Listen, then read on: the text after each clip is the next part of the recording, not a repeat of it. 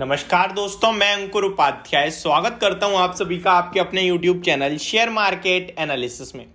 जैसा कि आप सभी को पता है, मार्केट में जो ये हुआ है लास्ट वीक वो बहुत ही ज़्यादा पेनफुल है और पैनिक सेलिंग स्टार्ट हो चुके हैं। यहाँ पे लोगों को अपने स्टॉक्स पे भरोसा नहीं रहा है अब और ये होता है जो स्पेशली नए आते हैं ना। और शेयर बाजार इतना आसान नहीं है, अगर इतना आसान होता तो सब पैसा बना लेते हैं। यहाँ पे पहले आपको डराया धमकाया सब कुछ करा जाता है और जो डर जाता है, देखिए यहाँ पे कोई आपके सर पे आके तो बंदूक या चाकू रख नहीं सकता गर्दन में कि भाई माल छोड़ दे, ठीक है। यहाँ आपको डराया जाता है, आपको लॉस दिखा के। अब लॉस ट्रेडिंग प्लस इन्वेस्टमेंट दोनों जगह दिखा दिया जाता है। इन्वेस्टमेंट एक सेफ जरिया है, बट उसमें भी वन साइडेड सिंपल पाथ नहीं है, वहां भी आपको फ्लक्चुएशंस दिखती हैं। अब ये वही समय है ट्रेडिंग में, अगर आपने स्टॉप लॉस नहीं रखा एज अ डिसिप्लिन तो आप ऑब्वियस सी बात है एक छोटे लॉस को कब बड़ा लॉस में कन्वर्ट कर दोगे आपको नहीं पता चलेगा। इन्वेस्टमेंट में अगर आप अपनी कंपनी के फंडामेंटल्स नहीं जानते, आप पे कोई एक हैवी रीजन नहीं है खरीदने के पीछे का, और फिर जब गिरेगा ना तो आपका कॉन्फिडेंस डगमगा जाएगा। सिंपल सा लॉजिक है शेयर बाजार का, लेकिन इसको करने में समझने में बहुत बड़ी चिंताएं आ जाती हैं लोगों के मन में। काफ़ी सारे लोगों के बीच में मैंने आपसे कहा आप कमेंट करिए, मैं आपकी कोशिश करूंगा जितने ज़्यादा स्टॉक्स कर सकता हूं करूंगा।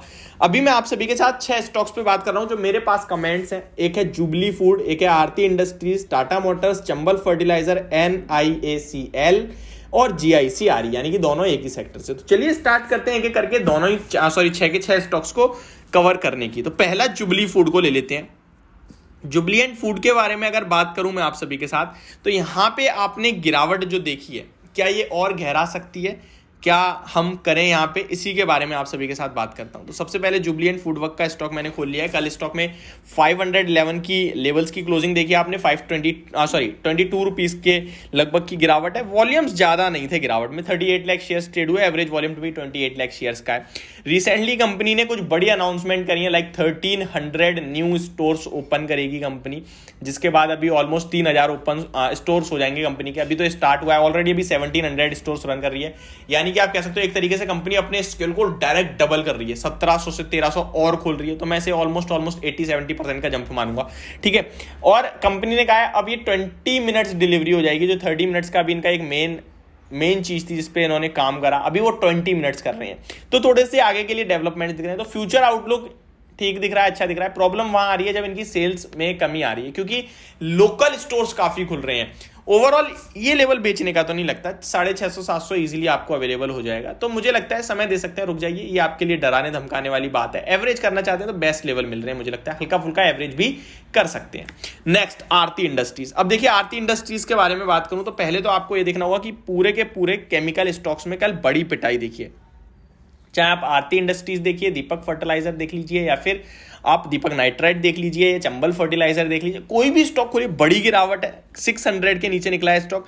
डीमर्जर की वैल्यू जो आई है वो 620 की है, यानी कि डीमर्जर के बाद और नीचे आ गया। अभी तक आरती फार्मा के शेयर्स लिस्ट नहीं हुए हैं, बट मैं आपको बताना चाहूंगा जब डीमर्जर हुआ था तो 620 के भाव पे हुआ है। अभी स्टॉक उसके भी नीचे निकल रहा है, मल्टीपल ईयर्स के सपोर्ट पे है। 570 का स्टॉक ने 2021 में लो लगाया था लगभग जनवरी में, तो उस सपोर्ट को अगर मानता है तो ठीक है।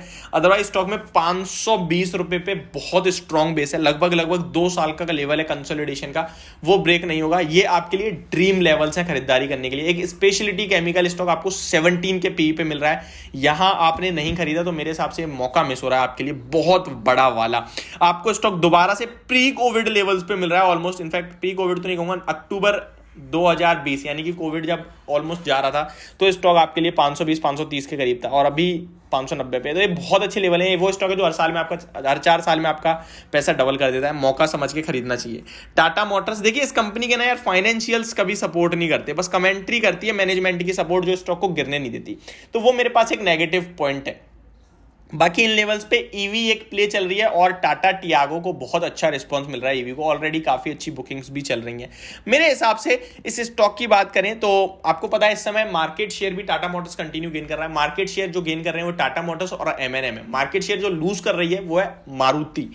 जो सबसे हैवी मार्केट शेयर रखती है, अभी उसका धीरे धीरे कम हो रहा है, लेकिन ये लोग गेन कर रहे हैं। तो मेरे हिसाब से अभी आपको पोजीशन बनानी चाहिए। चार्ट्स के हिसाब से 362 टू 360 के अराउंड एक सपोर्ट बनेगा नेक्स्ट। बाकी स्टॉक मार्केट संभलता है तो 450 आपके लिए इजीली आएगा, 450 से 480। तो मैं यहाँ भी आपको होल्ड की राय दूंगा। एवरेज और फ्रेश एंट्री आप अपने हिसाब से करें, एवरेज मैं तो नहीं बोलूंगा करने के लिए। नेक्स्ट चंबल फर्टिलाइजर, चार्ट्स के हिसाब से आई थिंक ब्रेकडाउन हो गया है इस स्टॉक में। बाकी माना ऐसा जाता है कि ये जो आपके लिए बजट आता है, बजट से पहले फर्टिलाइजर स्टॉक्स भागते हैं, लेकिन ऐसा कुछ दिख नहीं रहा है। स्टॉक में अराउंड 282 के लोज लगे थे 18 नवंबर रिसेंटली, और फिर रिकवरी आई 315 तक, लेकिन ये रिकवरी पिछली रिकवरी से कमजोर थी। पहले 327 का आई था, इस बार 320 के समथिंग का आई था, और जो लो है वो लास्ट लो 282 के नीचे निकलता हुआ दिख रहा है। तो स्टॉक में मुझे लगता है गिरावट 265 रुपीज तक हो सकती है। इन लेवल्स पे आपको मैं ये कह सकता हूं, आप 8 के पी पे एक फर्टिलाइजर स्टॉक आपको मिल रहा है, बढ़िया है, कंपनी कोई इशू नहीं है, लेने के मौके ढूंढे। NIACL यानी कि new India assurance corporation limited या फिर GIC जनरल इंश्योरेंस के लिए एक ही चीज बोलूंगा कि गवर्नमेंट ने IRDAI ने एक ही चीज अनाउंस करी कि भाई हम शॉर्ट टर्म में आपका कैपिटल डबल, यानी कि मार्केट कैप इंश्योरेंस कंपनी का डबल करना चाहते हैं। लॉन्ग टर्म में 11 लाख करोड़ का टारगेट है, तो वो उसको देखते हुए मैं ये कहूंगा कि ये अच्छे स्टॉक है। बट प्राइवेट सेक्टर अच्छा लगता है, GIC हो या NIACL हो, लॉन्ग टर्म में इनका कुछ हिस्ट्री तो अच्छी नहीं रही है, बट ये लेवल्स खराब भी नहीं दिखते खरीदारी करने के। तो जिसने लिया है मुझे लगता है मौका समझ के दोबारा उठाएं, बड़ी गिरावट हुई है स्टॉक में। दोबारा आपके लिए NIACL की बात करूं तो 107 108 पे आ गया है, 125 130 आना चाहिए, और GIC की बात करूं तो लगभग 180 तक आ सकता है। तो ये होगी मेरी वीडियो, होप आपको समझ और पसंद दोनों आई होगी। Thank you so much for watching this video, have a great day guys.